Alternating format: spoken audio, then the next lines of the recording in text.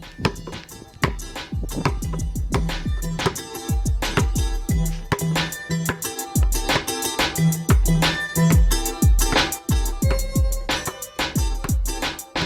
Hoop Heads Podcast is brought to you by Head Start Basketball.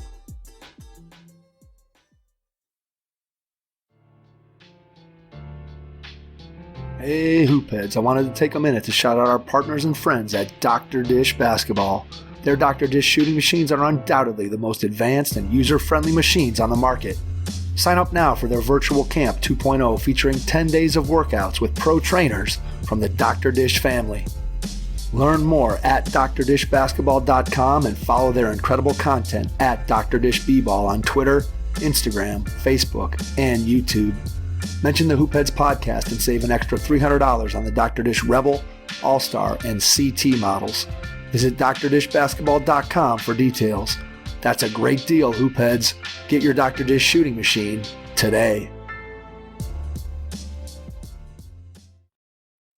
Hi, this is Crystal Robinson, former WNBA player and coach, and you're listening to the Hoop Heads podcast. Prepare like the pros with the all-new Fast Draw and Fast Scout. Fast Draw has been the #1 play diagramming software for coaches for years. You'll quickly see why Fast Model Sports has the most compelling and intuitive basketball software out there. For a limited time, Fast Model is offering new subscribers 10% off Fast Draw and Fast Scout. Just use the code SAVE10 at checkout to grab your discount, and you'll be on your way to more efficient game prep and improved communication with your team. Fast Model also has new coaching content every week on its blog, plus play and drill diagrams on its play bank. Check out the links in the show notes for more. Fast Model Sports is the best in basketball. It has to start with the trust and knowing that this is why we want to do this, and this is how it's going to benefit you, and this is how it's going to benefit us as a team. Brianna Finch is in her first season as an assistant coach and recruiting coordinator for the Boston University women's basketball staff, having been hired in June of 2021. Finch previously served as Davidson's director of player development for one season, where she assisted with opponent scouting, film analysis, player development, and recruiting efforts. Prior to her time with the Wildcats, Finch spent a year as an assistant coach at Florida International University and spent the prior 3 seasons on staff at Barry University. Finch additionally led the New Mexico Highlands University program for 2 seasons and got her first head coaching position with the Lemvig Basketball Club in Denmark in 2013. Brianna started her collegiate coaching career at Santa Rosa Junior College in 2002. Finch was selected as one of 30 participants for the 2019 Women's Basketball Coaches Association's Next Up program. If you're looking to improve your coaching, please consider joining the Hoop Heads Mentorship Program. We believe that having a mentor is the best way to maximize your potential and become a transformational coach. By matching you up with one of our experienced mentors, you'll develop a one-on-one relationship that will help your coaching, your team, your program, and your mindset. The Hoop Heads Mentorship Program delivers mentoring services to basketball coaches at all levels through our team of experienced head coaches. Find out more at hoopheadspod.com or shoot me an email directly, mike@hoopheadspod.com. Follow us on social media at hoopheadspod on Twitter and Instagram, and be sure to check out the Hoop Heads Podcast Network for more great basketball content. Grab a notebook and pen before you listen to this episode with Brianna Finch, women's basketball assistant coach and recruiting coordinator at Boston University. Hello and welcome to the Hoop Heads Podcast. It's Mike Klinzing here without my co-host Jason Sunkle tonight, but I am pleased to welcome to the podcast assistant coach and recruiting coordinator for Boston University, Brianna Finch. Brianna, welcome to the Hoop Heads Pod. Thank you. Thank you so much for having me. I'm excited. We are very excited to be able to have you on and talk some basketball, learn a little bit more about your career. You have been in a lot of places, so I'm excited to dive into sort of the when, the why, the how of your career. Let's start, though, by going back in time to when you were a kid. Tell me a little bit about how you got into the game of basketball when you were younger. Yeah, it's funny, actually. I started later than most. I didn't actually start playing basketball till I was about 13 years old. And it was kind of by chance. My best friend in 4th grade wanted to play during recess one day. And so I was like, okay, let's play, it really was at recess, in elementary school. And we started playing and, I thought it was kind of fun and I didn't really think anything of it. I was more of a bookworm growing up. Didn't really have athletics in my brain, even though my dad was a minor league baseball player for 10 years. And yeah, we played at recess and I was like, oh, that's kind of fun. And then, we played a couple more times and then kind of started to get into it. My dad ended up putting up a hoop on our garage. It was probably only 8 feet. It was slanted because of our driveway. But from that point on, I was hooked. I kind of, I just became enthralled in it and playing and spent hours in the driveway and then played in my first, organized league at the YMCA. I was the only girl. And that's kind of where it all started. Your dad did you a favor by having a lower basket, probably, right? He did it by accident, but maybe he did you a favor. Yeah. Well, I actually have a funny story about that. Yeah. So my dad taught me, he was my first coach and taught me how to play. And obviously, he was a great athlete. And but when I was learning how to shoot, he wouldn't let me shoot overhand too far out. Otherwise, if it would sacrifice my form. And so I did a free throw contest when I was about probably 12 or 13, right when I started playing, and I did it underhand. Old Rick Barry style. Nice. And I won. So go figure. You didn't stick with it though? You didn't stick with it though? I didn't. Nope. I perfected my shooting form and kind of from then on kind of went overhand and normal shooting form. But I did win a contest shooting it underhand. Do you think anybody besides the Barry grandkids, do you think anybody will ever shoot that way again? No. Probably not. It seems though like somebody, you just think about guys who really struggle or females who really struggle in the game and shooting free throws. And it just seems like somebody would be willing to sort of swallow their pride and at least give it a shot. Like, couldn't Ben Simmons give it a try? And just, right. I mean, if you're shooting 34% from the free throw line, it's obviously in your brain, and has nothing to do with his physical capabilities. It's obviously all mental. And it just seems like somebody would take the plunge and give it a shot. But you're probably right. We're probably not going to, if we haven't seen it yet, we're probably not going to see it. But it seems like a solution that if you were struggling as much as the guy like Simmons is, that why not give it a shot?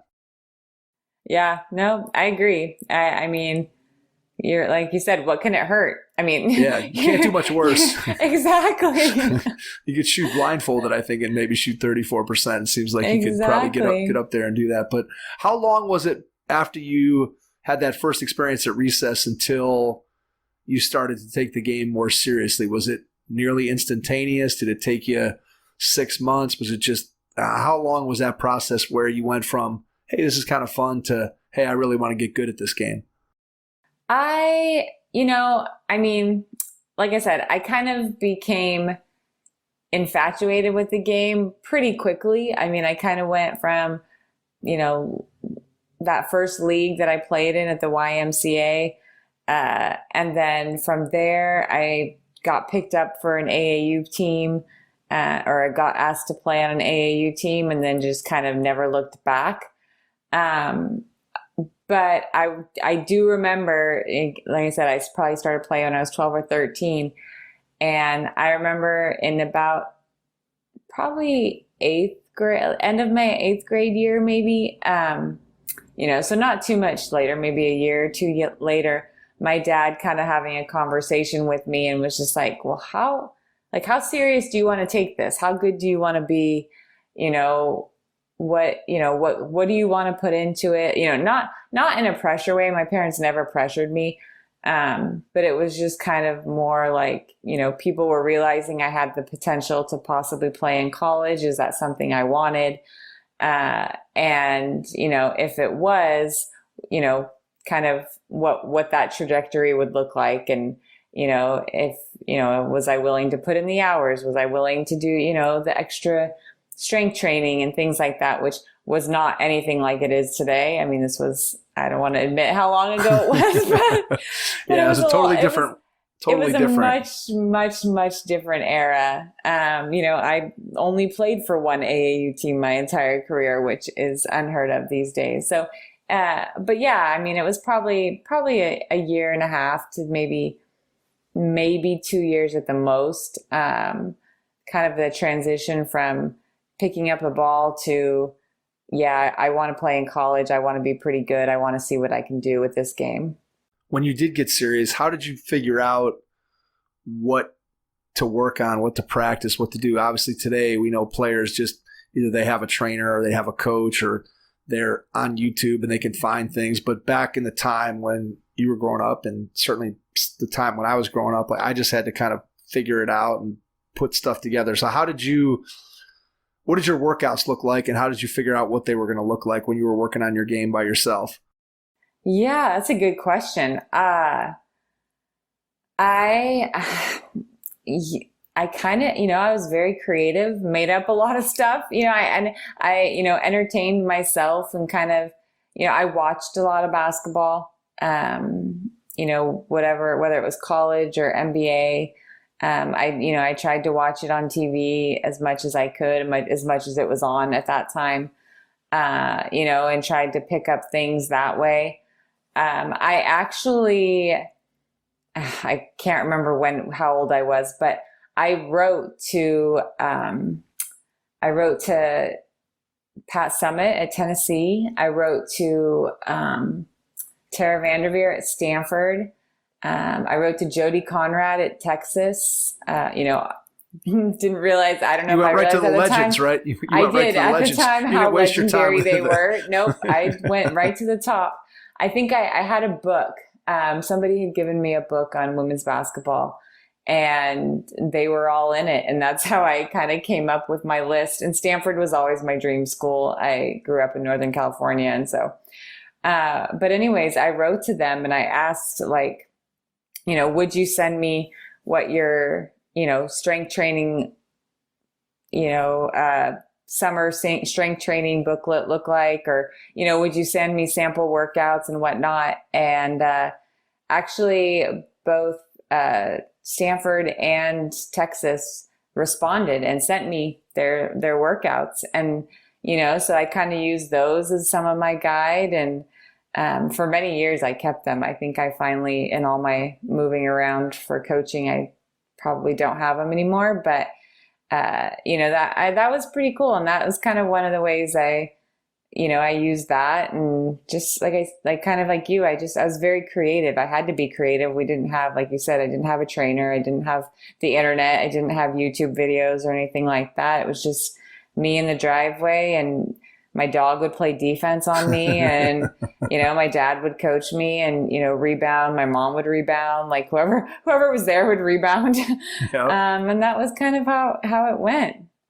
Exactly. It's amazing just the difference in the way that players had to work on their game at that time versus the way that players have what they have the opportunity to be able to do today. What's your favorite memory from playing high school basketball? Ooh, high school. I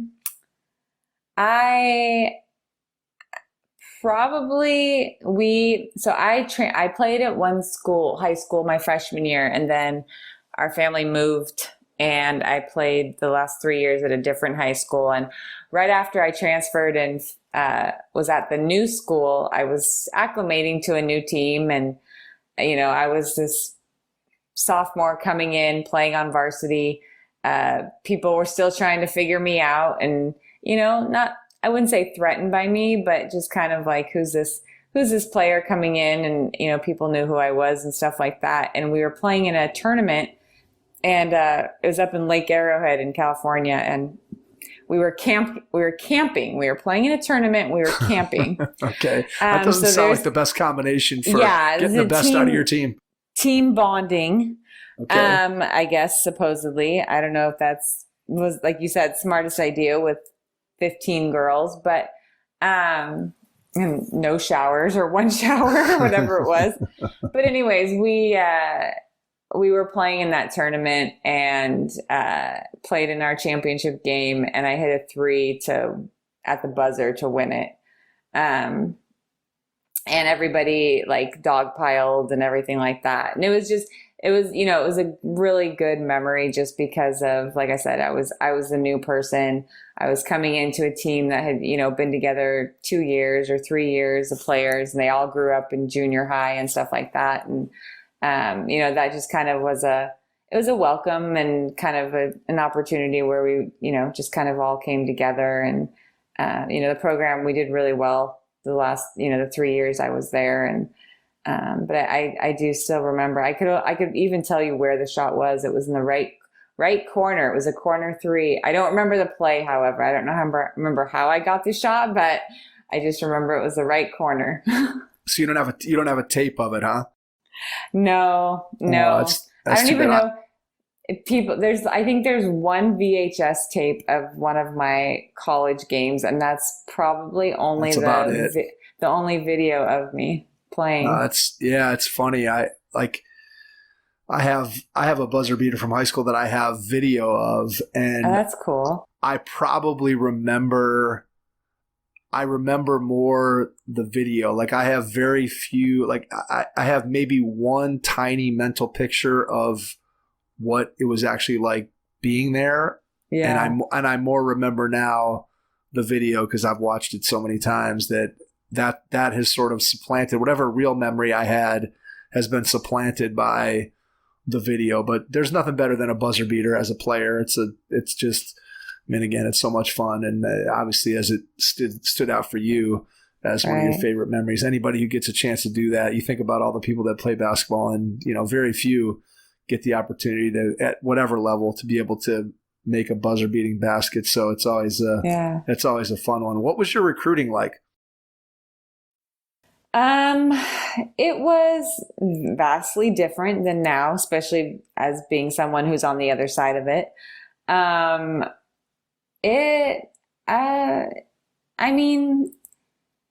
It was exciting at the time. I mean, I don't know. I really don't know how I would describe it. It was, did you have were you realistic so about where you were going different. to go? Yeah. Were you realistic about where you thought you could go? Did you have an understanding of the process? That's what I always feel like, that I was completely in the dark when it came to the level that I could play at, because my high school coach didn't really ever have a player that was kind of on my level. My parents had never been through it. I had never been through it. There wasn't really anybody necessarily around me. So it was kind of just flying by the seat of my pants. And that's how I felt like if I was being recruited today, even if I was the exact same player, things would have gone differently because I would have had a better understanding of what it was that I should have been expecting and should have been looking to try to do to better my opportunities. Yeah. No, I think, and that's a really good point. I mean, I was very fortunate. Like, you're right. My dad had gone through it with baseball in high school, a little bit. So he kind of understood the process in some capacity. My AAU coach, though, had a player. Oh gosh, she was 3 or 4 years older than me. She was like my idol growing up. She went to Texas and played at Texas. And then there were 3 or 4 other players on my AAU program that also played high school for him, who were going through the process, who were Division I players as well.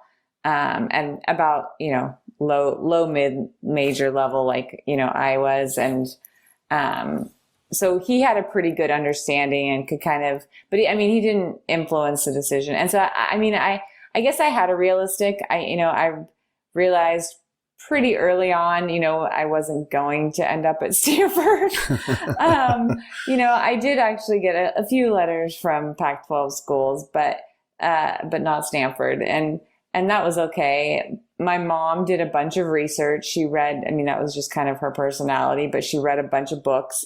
I do remember when we had probably 3 or 4 home visits, and my mom had a list of like 75 questions. Like she had typed out, and again, on a typewriter, because this was a long time ago, she had typed out, all these questions. And I was thoroughly embarrassed anytime the coaches would come visit. But they were, I look back now and they were great questions. I mean, she asked like how long their contracts were and what would happen to my scholarship if I were to have a, career ending injury, like things, 23 years ago or whatever, people wouldn't have even really thought to ask. And she had those on her list. And I was like, wow.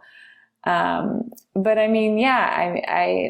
my process was pretty, like I said, it was pretty straightforward, pretty realistic. I went on 3 official visits and, made a decision. I kind of knew where I wanted to go based on, the coaches and who I had talked to on the phone a lot. And, went on my visit there, really enjoyed the team. And that's, I ended up committing to the University of Portland. What was the adjustment like when you get to college, both as a student and as a player? Oh, it kicked my butt. As a student, it was not that bad. I was, I was a pretty good student. I didn't go that far from home, but that was an adjustment for me. Again, just because as a student, once I was there, I didn't get to go home again until Christmas. And even then it was like for 3 days. So I was pretty homesick. My first year, especially. The adjustment basketball wise, I thought I was prepared. I had done everything, I had followed the summer schedule, I had done the running, I had done the weightlifting, I thought I was prepared and I was not. It was faster than anything I thought, it's like in all facets, physically, mentally, you had to be able to react so much quicker, think so much quicker. Everybody was strong. Everybody was, just on a whole nother level. And I didn't realize, you had to be ready to perform every single day. And I think that was the biggest, or one of the biggest challenges for me was, not that I thought I worked hard in high school. I thought I was dedicated, but, you can take days off or you can take games off or, things like that and still be the best player in the gym. And when I got to college, if I took a day off mentally or, wasn't ready to perform at my best, I was just going to get blown away. And we had, 5 seniors that my freshman year who were, 3 of them were all conference and they had no sympathy for us freshmen and they took it to us anytime they could. And they were great. They were great leaders, but on the court, they challenged us to be better. And I just remember I thought one of them hated me. And I learned probably midway through my sophomore year that she was that she thought I was great. She was you were one of my favorite, you were one of my favorite freshmen. It's funny how that works. It's funny how that works and sometimes. I was really? Because I thought you hated me. And and she was no, I appreciated how hard you worked and how hard, you committed to everything and things like that. So go figure. Do you use those experiences as a coach? Obviously, they're a little bit further in the past than maybe when you were a younger coach, but do you still use stories of your own personal experiences with players when you see something maybe similar happening on one of the teams that you've coached? A little. I think at this point in my career, I have so many more coaching experiences. Right. That's what I reference most of the time. And we've talked about, it's just such a different era in every way. That, I don't know if my experiences would necessarily translate as well, to the players I'm coaching now or the players I'm recruiting now. In some capacity, maybe, but like I said, I tend to draw more from my coaching experiences just because I've been doing it quite a long time now. Absolutely. When did coaching get on your radar? In grad school, or right before grad school, I didn't really know what I wanted to do, like a lot of college students. Exactly. I started in one major. It wasn't what I thought it was going to be. I ended up changing my major. I went into business and marketing, honestly, because my roommate and best friend was in that, and I didn't know what I wanted to do. And she was a marketing major, and I was like, oh, that sounds cool. Thought I'd go work for Nike and live happily ever after doing that. And graduated from, started thinking about, what am I going to do after college, and wasn't really ready to go into the workforce or work in marketing and doing cold calls.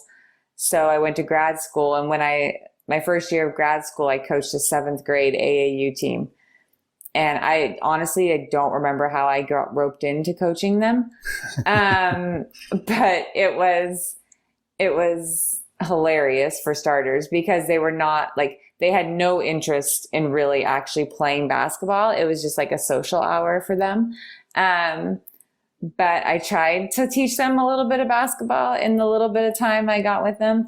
And in our little local tournaments that we played in, I loved it. I would literally run up and down the sideline with them, trying to coach them, because they had no idea what they were doing. And apparently whatever I was teaching them at practice wasn't sticking. So it didn't translate, huh? No, it had to be much more hands-on in the game. So I would run up and down the sideline pointing, and the first tournament I coached in, I lost my voice, just because I was probably, I was doing the play-by-play as I was coaching them. And, from there I was like, oh, that's kind of fun. Like, I kind of enjoyed that, even though, like I said, they were not basketball players. They were just 7th grade girls who, were hanging out at the gym and maybe playing a little bit of basketball, but mostly so that they could hang out with each other.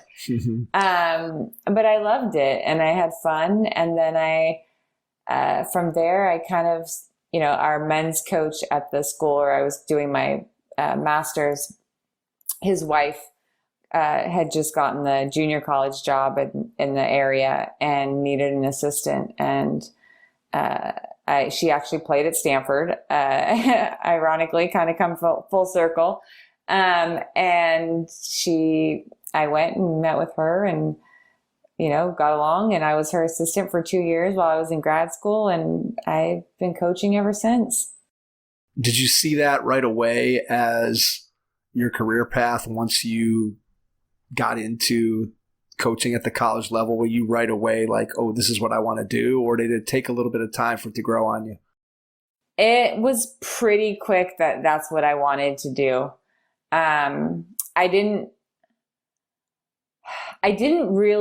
I just kind of did it, and I kept doing it and kept finding out or figuring out ways to make it work so that I could keep doing it, as far as like financially and things like that. I mean, I will tell you the first when I first started coaching, maybe the first 7 years I was in coaching, I didn't make more than $10,000. And so I had to figure out, how I was going to survive and pay my bills and things like that. But I didn't really care. I just knew that I liked it. I enjoyed it. I was pretty good at it, and nothing else interested me. I didn't really necessarily think of it as a career, I guess, because I was young and I was just kind of taking it one day at a time and 1 year at a time kind of thing. But I knew that it was what I liked best and what I enjoyed, and I really just couldn't see myself doing anything else, to be honest. What advice do you have for young coaches who are in that same circumstance of survival tips when you're a young coach and you're not making any money?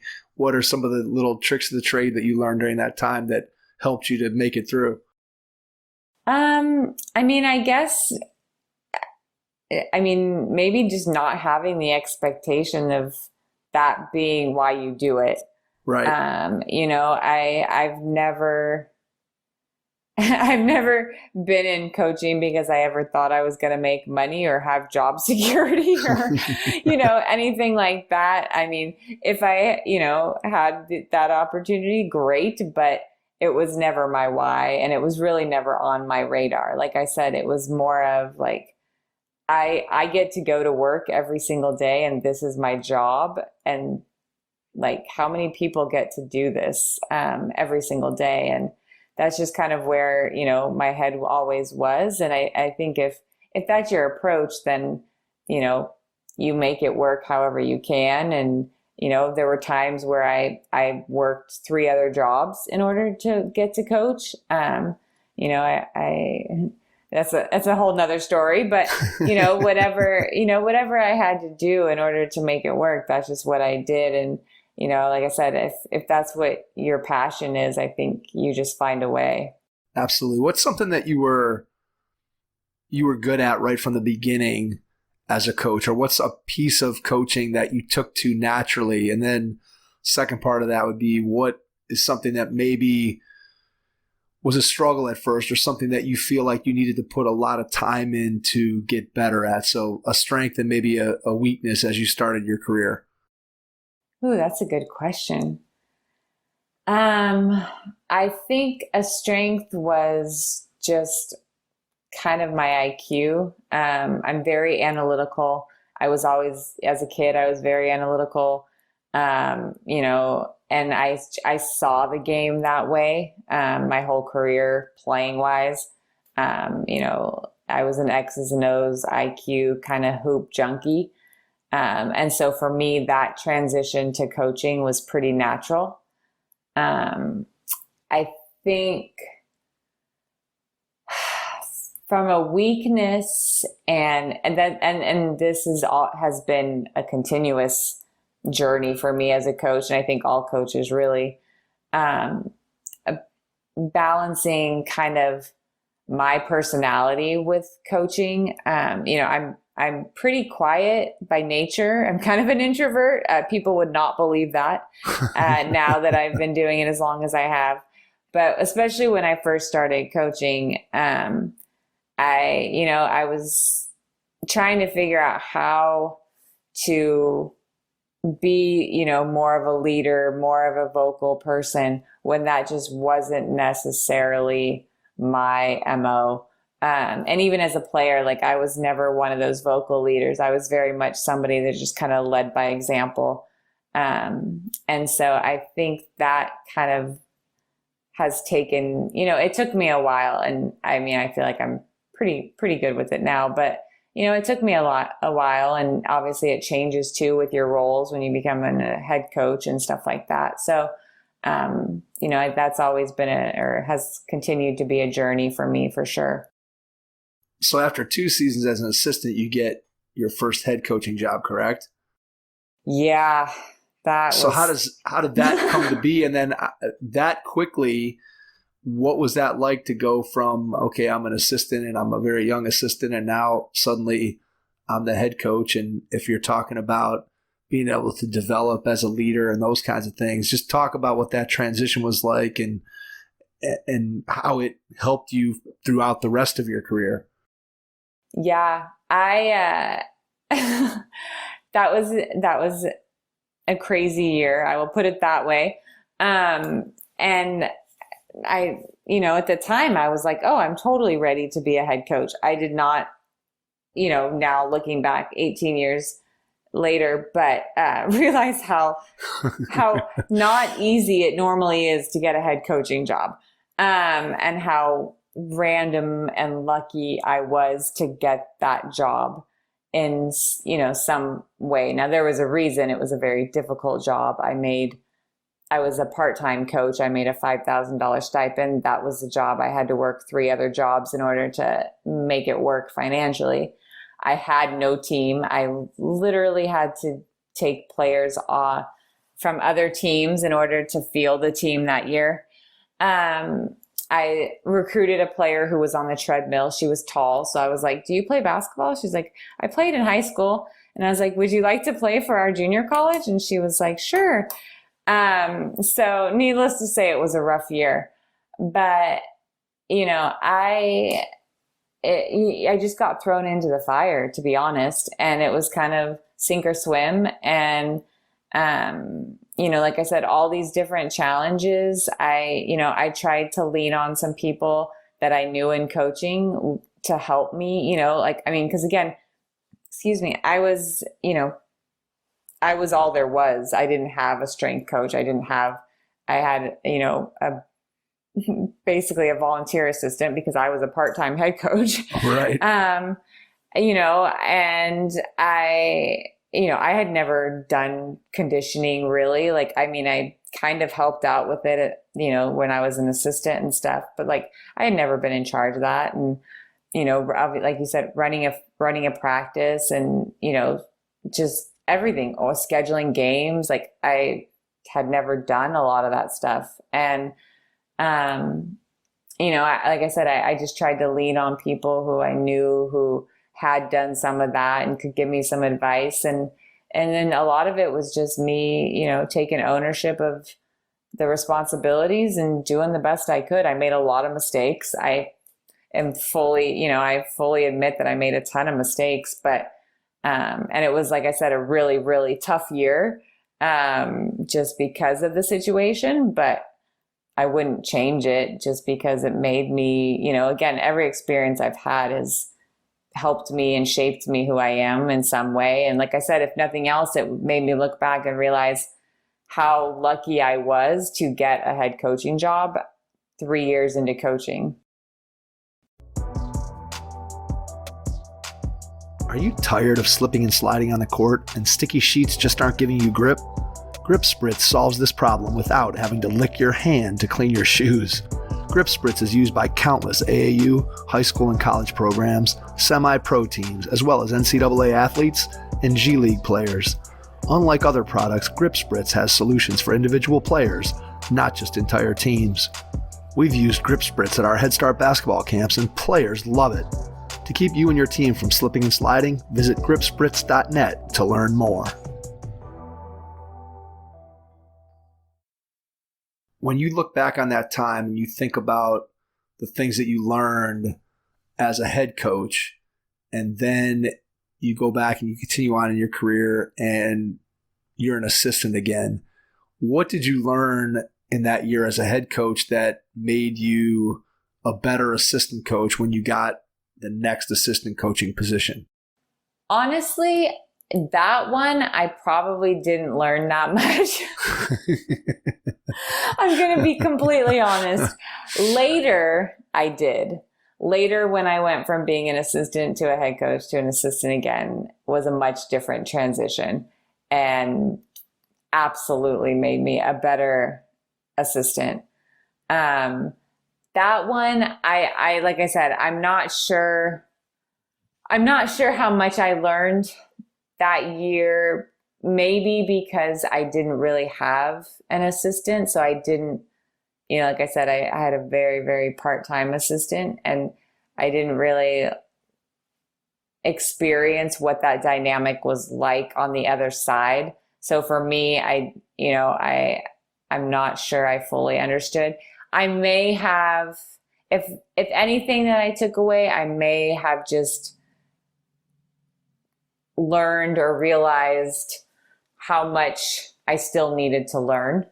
I thought I knew a lot, and I probably, went into my next assistant position still thinking I knew a lot, but I think I also had a little bit better understanding of there's still a lot I don't know.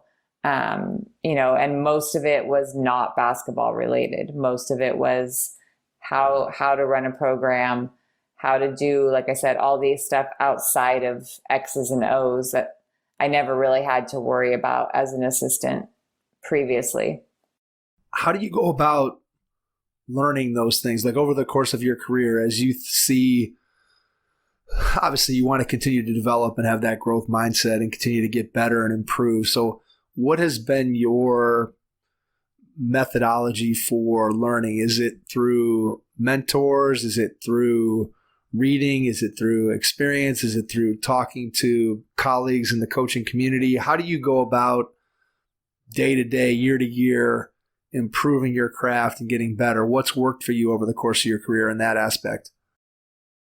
I think it's evolved, and it's changed over my career in how I've gone about it. I think early on, a lot of it was, me reading books, and,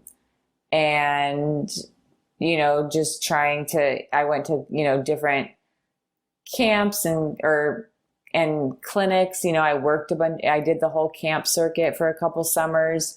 Just working any college camps that would, have me. And, I went to the different, the old Nike clinic that they used to have in Vegas. Absolutely. If anybody Yep. out there remembers, I went to that, and, looking back, I'm like, I don't know if I really learned too much, but, it was, but it was just kind of anything I could get my hands on to read and learn, I tried to do.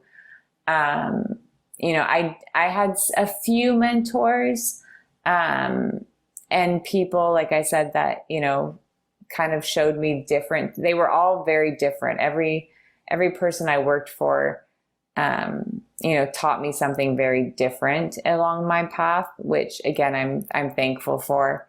And then over the last probably 5 or 6 years, I've just truly, truly been thankful. And, I've really tried to put myself out there, but, just colleagues all over the world who I've been able to connect with and, have really good conversations around coaching and, every part of coaching, X's and O's to mental health to, player development and, just amazing. And not all of them are in basketball. They're in various different sports, and just a really good, strong network of colleagues who I value, and I value their input and I can share with. And, that's kind of become my support system, like I said, the past 5 or 6 years, but it's definitely evolved over the 18 years I've been coaching.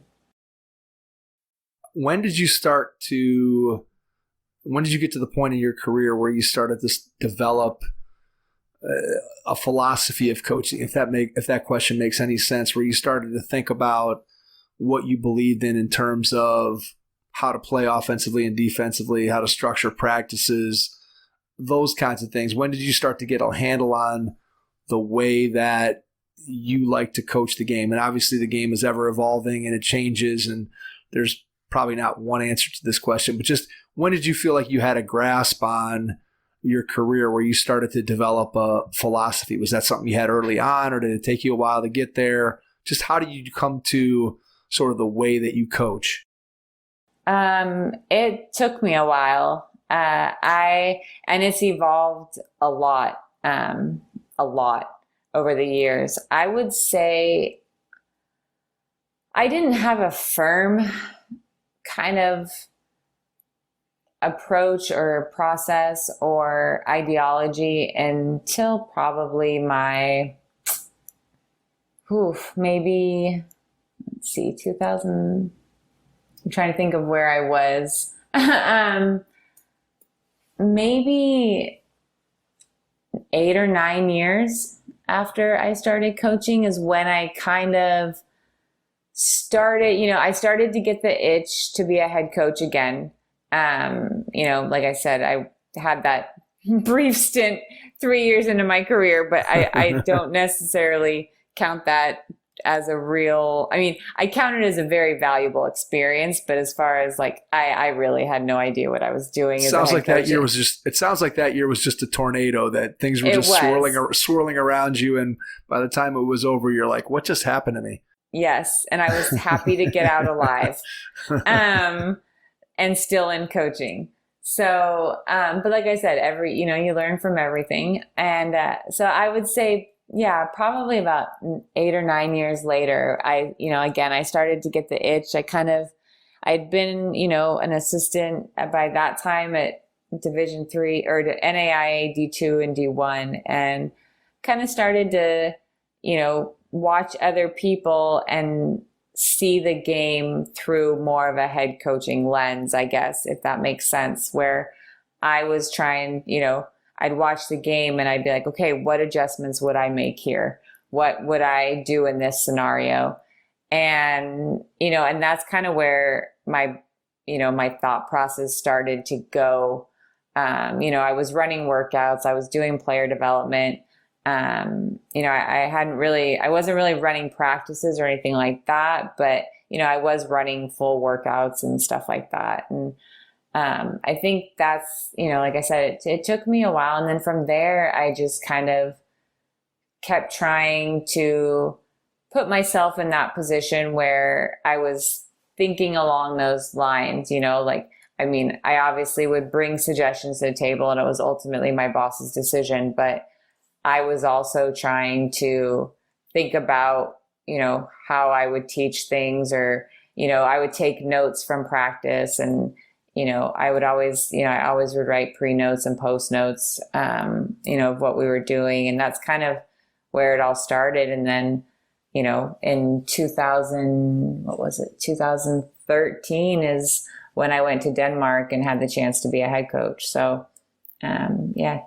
How does that opportunity come to pass? Is that a connection with someone that was connected to that club in Denmark, or how do you get the opportunity to go over there and overseas and be a head coach? Yeah, pure luck. No, it was, I had recruited some international players at that point. So I had kind of started to develop, international ties. I understood the club system.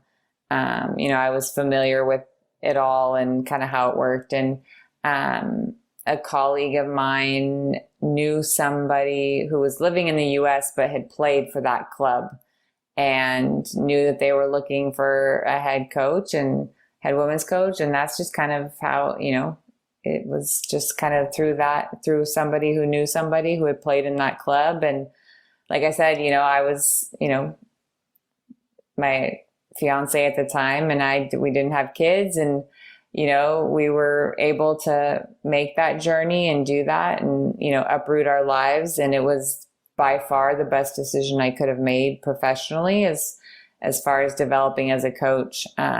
Absolutely 100%. But yeah, it was just kind of right time, right place, right person to know. And, the opportunity was there and I took it. What were one or two things that you did as the head coach that you had kind of had in your mind as you had watched and worked with other coaches at these different programs at different levels, that you were thinking, hey, when I get my opportunity to be a head coach, I'm going to try to implement these things? Can you point to one or two things that you knew you wanted to do when you got that head coaching opportunity? I knew I wanted to empower players. And I know that's a very general kind of thing. I'm not sure if that's where what you were asking with that question. No, absolutely it is. But I had worked for a lot of coaches that were very restrictive. And players played a lot out of fear. And I didn't want to be that way as a coach. I really wanted to empower my players and give them the freedom. And I wanted that to be a staple of, my philosophy and my program. And, and that reflected or was integrated into my philosophy as well, and how we play offensively and, how I teach the game of basketball and whatnot. Like, I'm very much, I let the players make decisions. I let the players make reads. I don't even always know what's going to happen, offensively, because we train and, in practice, all the decision making, and we play out of actions. And, a lot of it is based on what the players see and how they understand the game and what I've taught them and, hopefully have taught them in practice or rep them in practice or prepared them for, so that when we get to the game, it's their time. And like I said, I knew that was how I wanted my approach to be and how I still want my approach to be and how I teach the game. And, when I had that opportunity in Denmark, that was absolutely. And, again, it's a little bit different when you're coaching a pro team and you have, players who are been playing pro for 10 years and stuff like that. But regardless, that was definitely something that was the most important thing to me. What does that look like in a practice setting? So if we have coaches out there listening saying, hey, I believe in that same thing. I want to give my players the opportunity to make decisions and play free and flowing on offense. What does that look like when you design a practice? Can you give us a concrete example or two of something, maybe a drill or just a way that you set up your practices to allow the players to have that freedom where it's not you as the coach dictating, hey, you have to go here and you have to go there? What does a practice look like for you when it comes to allowing your players to have that freedom? Yeah. Chaotic sometimes. For sure. And I'm okay with that. That's what I say that all the time. I'm like, you have to be comfortable with chaos. As a coach, I think if you're going to be successful, because it's going to look messy and it's going to look ugly, and that's okay. Like if it was all wrapped in a nice, pretty bow, like that would be too easy. And so, I mean, for us and how I would, like some concrete examples, a lot of small-sided games, very competitive, almost everything with defense. I would do very little on air, 5-on-0 or anything like that. Every once in a while, I mean, there's a time and a place. But if possible, we're always having some kind of defense, whether maybe there's still an offensive advantage, we're playing with, a small offensive advantage, or if we're working on, a small defensive advantage and whatnot. But it's going to be competitive. It's going to be 3-on-3, 4-on-4, building it up to 5-on-5, and really teaching out of using the game to teach, and using the moments in practice to teach. I am a very, very, the other thing, that kind of going back to the question before, like that integrated into my program is I'm very, and I've become much more over the last few years, very specific on feedback, and how often to give feedback and what kind of feedback and what does that look like for me? What does that look like for my assistants? I don't want, I want the players kind of struggling and learning and trying to figure out the solutions on their own. So, there will be, drills where I don't give feedback, or, and I would break up when I was a head coach, like I would break up. Our practice plan would say, okay, this is a teaching drill. This is a training drill. This is a competitive drill. And based on that information, that's how we approached our feedback. So if it was a teaching drill, we could give more feedback to the players or have more debriefing sessions. If it was a competitive drill, like we played out the drill and I didn't give feedback, and no matter how ugly it got, no matter how many turnovers we had, no matter how great it was, maybe it was great. But we would hold all of our feedback. And, like I said, that's just kind of, it's a way for us to be on the same page and the players to kind of understand as well, like what we're doing and why we're doing it. And also for them to take some ownership too, and have the moments in practice where they can self-organize and, give each other feedback. And, because I just personally, that's a philosophy. And I think it's, extremely valuable in the game. And it's what, it's just what I believe in.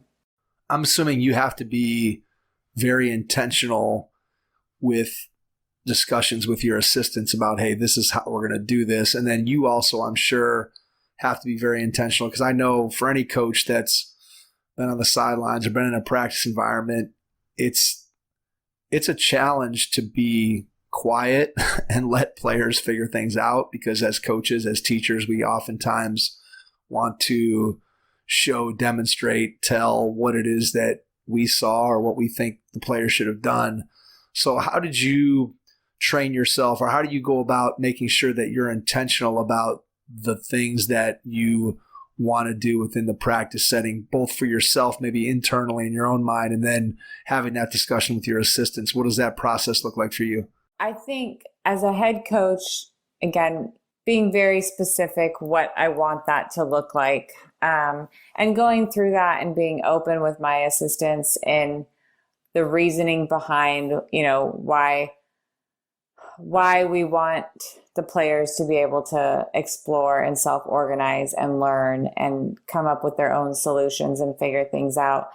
And then again, being very specific with what that looks like to that practice. And, going through each drill and kind of, talking out, like, again, like I said, this is a training drill. So we're going to give feedback, pertinent to this, but otherwise we're going to wait until after the drill, and then we're going to debrief. This is a training, or this is a competitive drill. So we're going to let them play it all out, and then we'll debrief at the end. And this is why. So for me personally, it's something, I've evolved with, I'm very aware of. I go into practice with, those ideas and kind of an understanding of where I may and may not give feedback. But I think just from my experience and the, multiple years that I've kind of had this approach now, I tend to just kind of read it and go with, as I see fit, within the structure of practice. I will say it's much harder to be in that philosophy as an assistant now, again, after being a head coach and kind of knowing what I want it to look like, and now being an assistant for, coaches who may or may not have that same philosophy, and or just may not understand or be as specific with and intentional with it as I am. There's times I'm like, no, like in my head, I'm like, no, just let them play through it. Just let them play through it. And, they're stopping, and I'm like, okay. But, again, I understand. And that kind of goes back to way back to the beginning, having gone from an assistant to a head coach to an assistant. I understand my role, and I understand, that's my personal philosophy and my personal approach. And I'm not trying to push that on anybody else. And I understand that that's just kind of how I do things, and other people may or may not. And that's fine. So what I do, now as an assistant is, I always have a pen in my pocket. I'm taking notes during practice on my practice plan, just for my reference to give feedback. If there's not a space in practice for me to give feedback, or if I find that the feedback that, I would want to give may not be, the right time or place kind of thing, whether it's on my perspective or the head coach's perspective, or timing or whatnot. So, I do think, there's a lot of intentionality with it, like you said. And I think you have to be pretty confident with who you are as a coach in order to be able to kind of navigate that space, and that philosophy, because it, like I said, it can look chaotic and it can look ugly, and you're opening it up for the players to ask a lot of questions. And as a coach, you have to have a lot of answers. and if you're not confident yet, or you don't have that, ability to have the confidence to have those discussions with your players, or be open to have those discussions with your players, it's challenging for sure. What's the learning curve for players, especially players who maybe haven't played for a coach that has that philosophy, that maybe they've played for a coach who's more of that micromanager style, for lack of a better way of saying it, but for a coach who's constantly intervening and correcting and teaching and coaching all the time and doesn't leave that space? What have you found with players in terms of their ability to adapt, adjust, and maximize that particular coaching style? Oh, it's challenging. And that is the exact scenario of when I took over as a Division II head coach. The prior coach was very much, very, very, everything was a set play. There was very little freedom. There was very little empowering in decision making, and everything was, 5-on-0, and this is how we're going to go from point A to point B, and just very different. Again, I've learned I'm not critical, and they were successful, a little bit for a few years. And the players, when I got there, I was obviously very, very different. Right. I try to warn players now, and even now, I'll go into an individual workout. We just got to Boston to BU, and inherited this team, and my very first things to them are like, I ask a lot of questions, and when I ask questions, I'm not asking, they're not rhetorical questions. I want to know, what you're thinking, what you're seeing, so that I can gauge, where the learning, needs to happen going forward, and kind of what feedback to give you and things like that. And so I always try to preface it with players, but it is very much a learning curve. And, some embrace it a little bit quicker, some take a little bit longer and are more resistant. And I don't think they're resistant because they don't want to be in that, environment. They just have never done it before. It's new. It's new, it's different. It can be uncomfortable. It can definitely be uncomfortable for players that are, again, used to being, very structured and told what to do. And, that kind of, I don't know what the right word is, that, kind of, there's a little bit of a sense of being lost, I think, for them. If maybe their IQ isn't as high, or there's a very large range of learning curves. And that's kind of what I learned that first year, like I said, when I took over and inherited the team. I had, on one end, I had players who embraced it very quickly and caught on very quickly and were able to thrive in it.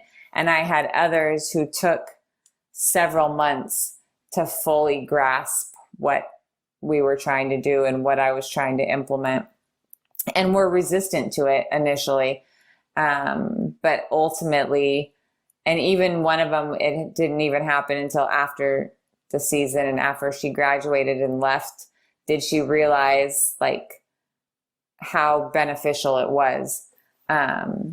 So it's kind of all over the place. I don't know if that answered your question. No, it does. I think the other piece of it too, that, correct me if I'm wrong, but I would think that the relationship that you build with the player in terms of the trust that goes back and forth has to be pretty strong, in that the player has to trust that they can ask those questions. Because I think about my experience as a player at the college level, and I don't remember asking too many questions of my coaching staff. And it was a different era, obviously, and there were a lot more coaches that were of the my way or the highway type of coaching. But nonetheless, I think that as a coach now, when I think about being able to do some of the things that you're describing, when I've been able to have success with that, it's with players, with kids that I've had that kind of relationship where they can ask without worrying about what the implications of those questions are, what those answers are. So how do you weigh or value the relationship in terms of helping what you're trying to do with the player and giving them that space in order to make it successful? Yeah, no, you're absolutely right. You have to have that trust, and it has to go both ways. And being honest with them from the beginning, and I just think being consistent with the message of what what I'm trying to do and what we're trying to do, and why we want to do this, especially on the women's side. I don't know if it's like this as much on the men's side. but women want to know why. They want to know the whys.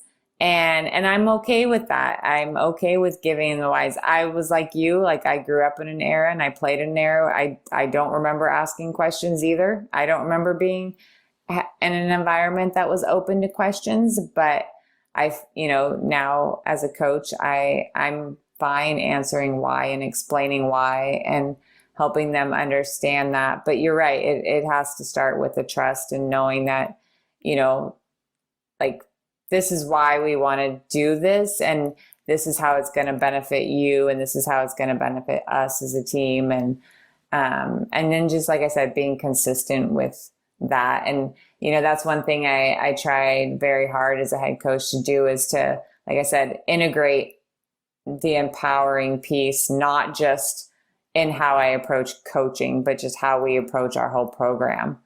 And just reiterating that through, and hopefully that kind of builds the trust too. Absolutely. It makes a ton of sense. All right, let's kind of look at the overarching path of your career and talk about just how, when you think about being a head coach, what are one or two qualities that you would want in an assistant? And then let's flip the question around and say, when you're an assistant, what are one or two qualities in a head coach that make it more enjoyable, easier, better for you to be an assistant coach? So kind of look at it from both sides of the coin and just give us one or two things that you think are important when you're in one position or the other. Yeah. So from a head coach, what I would want in an assistant, I learned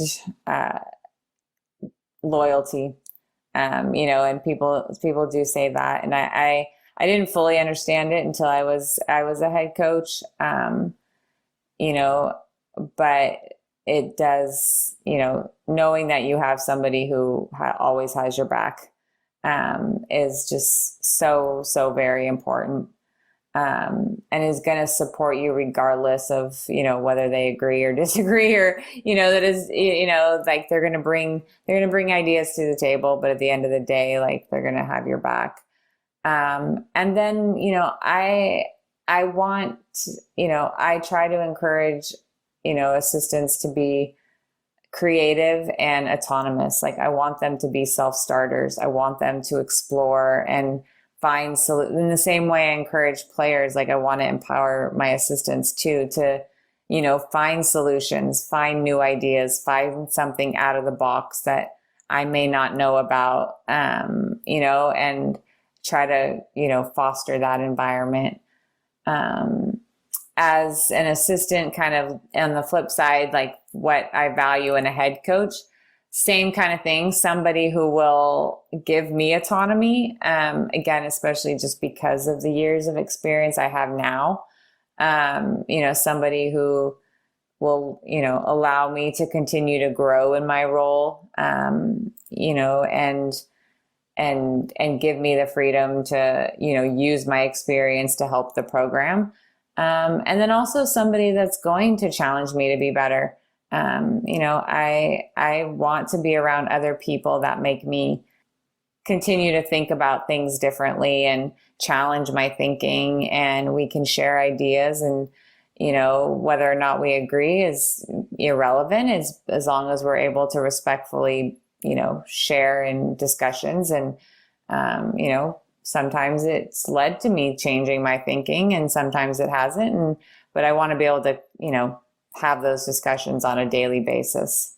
Absolutely. That makes a ton of sense. And I think when you look at all these different spots and all the different places that you've been, and you've picked up lessons all the way at every stop, and you probably have a pretty good idea. You've worked with a lot of different coaches, I'm sure, right, over the course of time. It'd be hard to probably total them all up, but by doing that and working at all the different levels, I'm sure that it's brought you a perspective that not many coaches have. I want to wrap up by asking you one final two-part question. That is, when you think about where you are now in your career at Boston University and you wake up in the morning, what's the biggest joy that you get from what you're doing day to day? And then number two, what is the biggest challenge that you see in the year ahead, whether that is specific to basketball, career, however you want to frame that question. So your biggest joy and your biggest challenge. Whew, man. My biggest joy, I love seeing them improve. Like, it's very simplistic, but I love seeing them improve. I like seeing the light bulb go on, and no matter how small that is. I mean, even in the 6 weeks we just worked with our players in the summer, like we had one player and it was a very small improvement from one workout to the next, and in just her understanding of a couple of terminology things. But like, it was massive for me. Like, it was, just her making that kind of little shift was so exciting. And I value that. I get excited about that, and I cherish that. And that's why, I continue to do what I do after all these years. The challenge, I think the challenge, for all of us right now is just continuing to stay in the moment. With all of the uncertainty going on with COVID over the last year and a half, and not knowing going forward and what that looks like for any of us, is just trying to stay present. And that's always been a personal goal of mine too, like something I struggle to work. Like, I always look into the future and wonder, what if, and I'm a planner and stuff like that. So, I'm trying to stay in the moment, not only for myself, but for our players and the program and my head coach and things like that, because it's just, there's so much uncertainty all around us that, I think if we get lost in that, it becomes really, really negative really fast. So just trying to stay present. It is a maze that we are trying to figure our way through, and nobody has any idea what's going to happen. I think if you look back, you look back 3 weeks, and I think everybody that I was talking to at that point felt like we were headed towards a pretty normal season, where it seemed like that was the trajectory we were on. And in the last 3 weeks, it seems like things have completely flipped. So who knows what's going to happen. So I can definitely relate to the fact that is a huge challenge, not just for you, but for a lot of people out there, including myself and everybody in my own family, trying to figure out what's going to happen with school, what's that going to look like, and where are we going to be, and are we going to wear masks, and is there going to be remote school? There's so many things to incorporate. Yeah. Before we wrap up, I want to give you a chance to share how people can find out more about your program at Boston University, how they can reach out to you, whether you want to share email, website, social media, whatever works best for you, and then I'll jump back in and wrap things up. Yeah, I love to talk hoops. So, my email is it's bfinch at bu.edu. It's also on our school website. Honestly, I don't even know the website. But it's a quick Google search away. I know that's terrible, but you can email me. My email is pretty bfinch at bu. And then on Twitter, I'm on Twitter all the time, so you can DM me or just message me on Twitter. And my handle is just WBB Coach Finch. Is probably the easiest, but. And if you do that, I'll probably share my cell phone number and have a conversation anytime. Because like I said, I like to share and I like to learn, and I'm always down to talk hoops. Brianna, I cannot thank you enough for taking the time out of your schedule to join us. I'm very glad that Brian McCormick introduced us, and thankful to you for spending some time with me and with our audience to share the things that you've learned over the course of your career. So thank you very much for that. And to everyone out there, thanks for listening, and we will catch you on our next episode. Thanks. Thanks for listening to the Hoop Heads presented by Head Start Basketball.